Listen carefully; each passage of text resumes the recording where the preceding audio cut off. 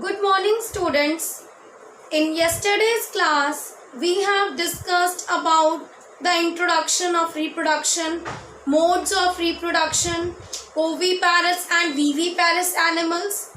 But in today's class, we will discuss a new topic, that is the reproduction system in males and reproduction system in females. These two systems I will discuss today. I hope you will understand the today's topic. Let's start our class. Today, as we have discussed, that we'll be studying the male reproductive system. The male reproductive system consists of a pair of testes, two sperm ducts, that is known as vas deferens, urethra, and a penis. Testes, a man has two testes. These are oval in shape. They lie in a small muscular pouch called scrotum outside the abdominal cavity.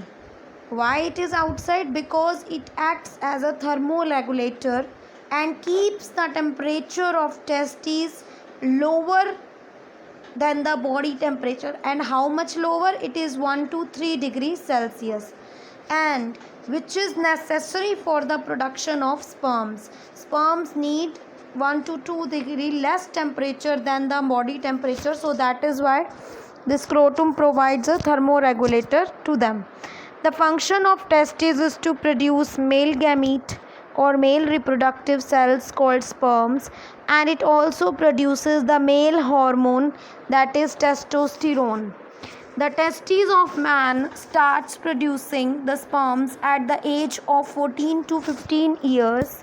It can vary 1 to 2 years, and after that, throughout his life, the man is capable of releasing sperm.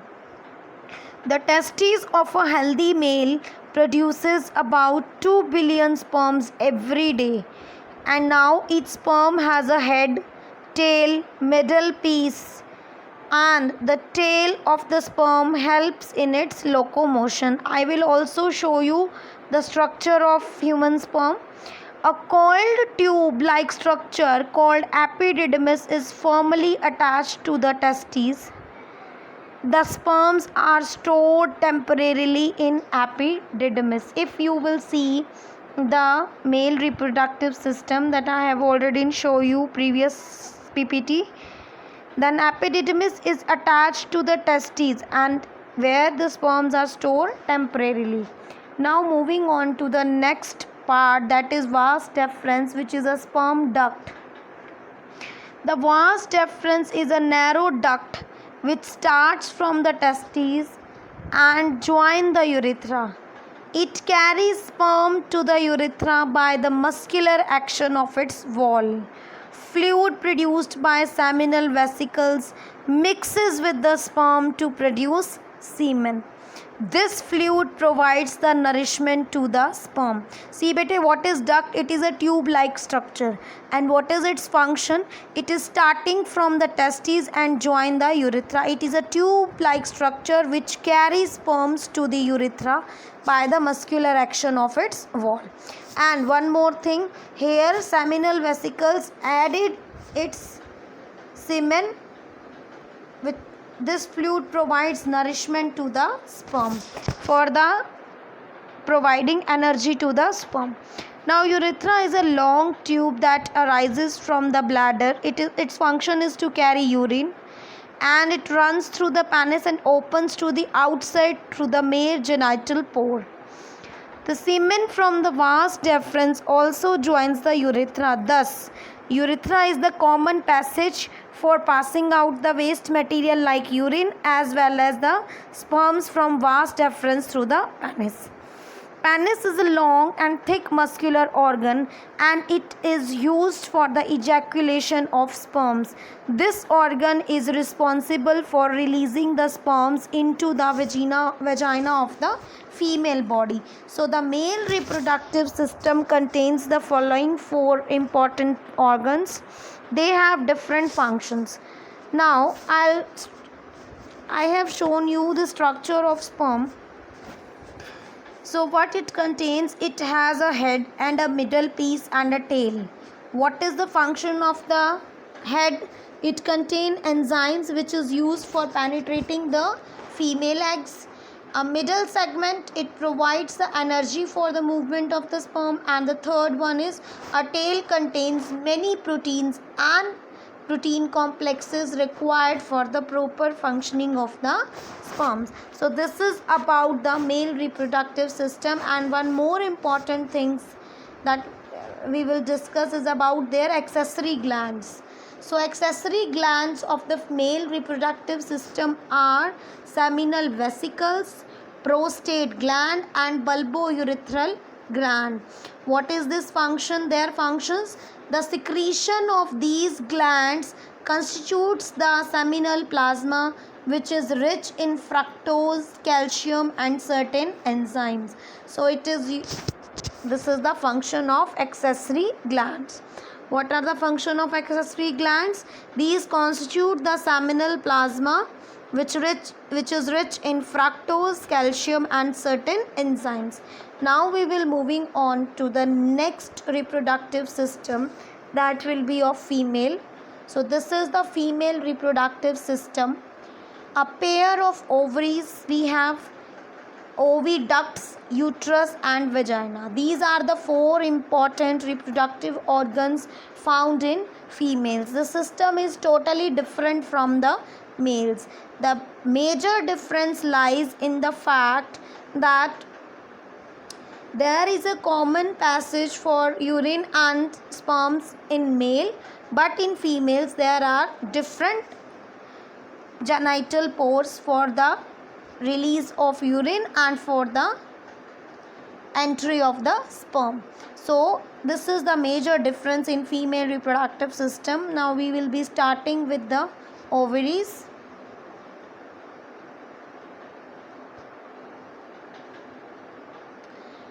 We have a pair of ovaries. A woman has two ovaries present in the abdominal cavity just below the kidneys. The function of ovaries is to make the female gametes called ova or eggs, and also to secrete the female sex hormones called estrogen and progesterone. Okay, here O is silent and it is spelled as estrogen. Ovaries are attached to the uterus by a fibrous cord called ovarian ligament. This is the extra information that is given to you. Now what happens at puberty? The ovary starts producing eggs or ova, which is required for fertilization. In human being, a single mature egg is released into the oviduct, alternatively by one of the ovaries every month, means one at every month. Like a sperm, an egg is also a single cell but is much bigger than the sperm. The size of the ovary is bigger than the sperm. Now next is oviducts. They are also known as fallopian tubes. Fallopian tube is thin and coiled muscular tube. It is a funnel shaped opening near the ovaries. What it do? It joins uterus to the ovary. Its function is to join the uterus with the ovary. The ovum released by an ovary goes into the fallopian tube. And one important thing, the fertilization, we call the fusion of male and female gametes, always takes place in the fallopian tube. This is the thing that you need to remember. The fertilization of egg or ovum takes place in the fallopian tube. Now moving on to the third organ, that is uterus. Here the development of a fertilized egg takes place. The two fallopian tubes connected to a bag-like organ, which is called uterus or mother womb. The growth and development of a fertilized egg into a baby takes place in the uterus. So this is all about the functions of the female reproductive system. And one more, we have vagina. The uterus opening into a wide muscular tube called vagina, which opens to the outside of the body. In females, vaginal opening and urinary openings are separate. This is the major difference that I have told you in the starting, that in females the entry of the sperm is taking place from the different pore and the urinary openings are different. Now if we will talk about the accessory glands of female reproductive system, we have two important accessory glands. One is mammary glands, one is Bartholin gland. First one is mammary gland. It provides the nourishment to infants. जो new born child है उसको nourishment के लिए ये gland present है. This is present in the females. And next gland is Bartholin gland. This gland is for the lubrication. It provides lubrication. So this is all about the male and female reproductive system.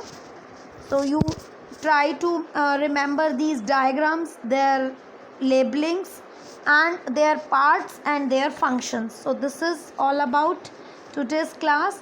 In tomorrow's class we will discuss about fertilization in human beings, test tube babies and development of embryo in hen, young ones to adult, and we will also do the life cycle of frog.